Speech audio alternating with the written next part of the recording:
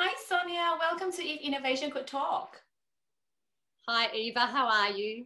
I am really good. What I've always admired and respected about you is how you actually reinvent yourself in every stage of your life, because people think about innovation in terms of a product or a process, but you have actually shown innovation in how you reinvent yourself. That's like a superpower.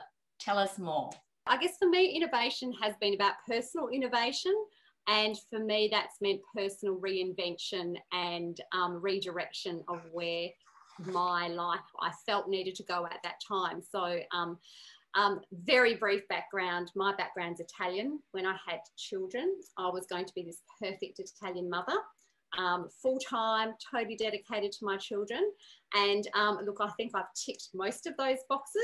But the way I was able to do that was still to maintain some professional capability and look at how to reinvent myself in a professional way during that journey.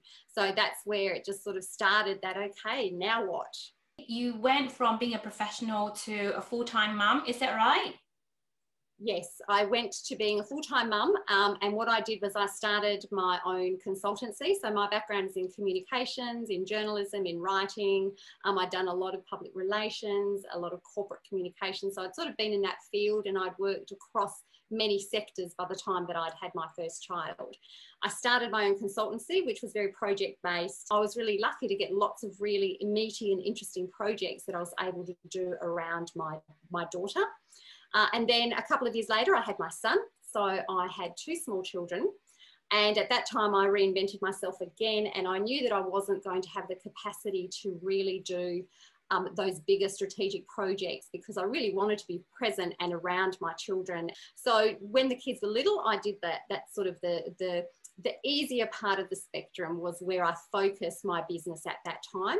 As they got older, I continued to reinvent and take on more and different projects and upskill and continue to learn and get another degree and you know, sort of keep sharpening my skills.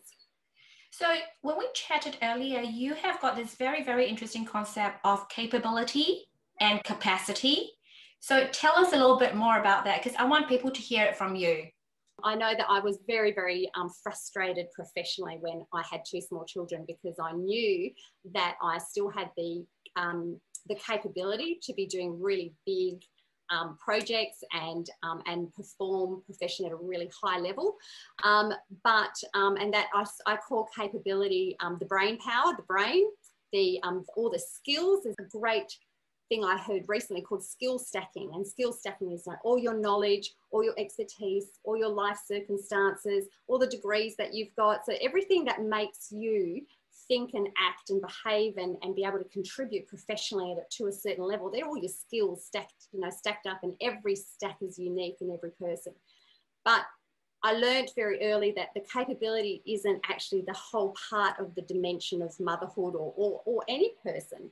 And so capacity was the other side of it. And while I had the capability to do the role, my capacity, which I call the heartbeat, my heartbeat was, no, my capacity needs to be very, very finely tuned and channeled towards my family and my values that, you know, were really important to me.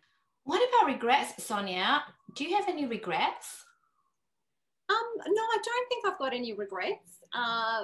I really believe, Eva, that if you're guided by your values, if you know what your values are and you're guided by your values every step of the way, that you won't have regrets. So I can look back now and know that I was, what was important to me, and everybody's values are different.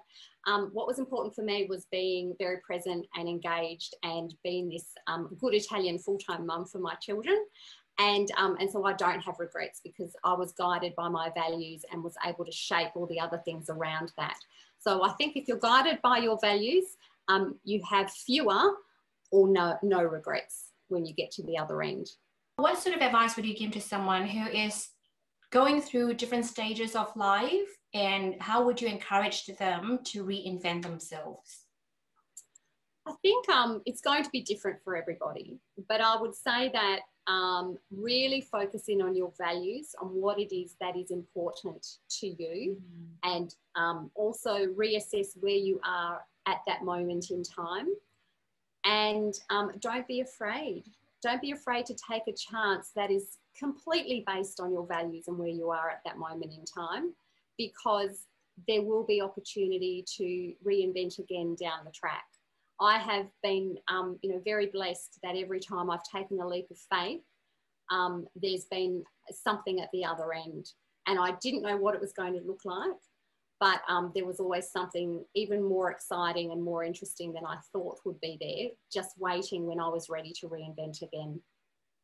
There you go. That's beautiful, Sonia. Thank you so much for sharing with us. Really appreciate it. Thank you. Thanks, Eva.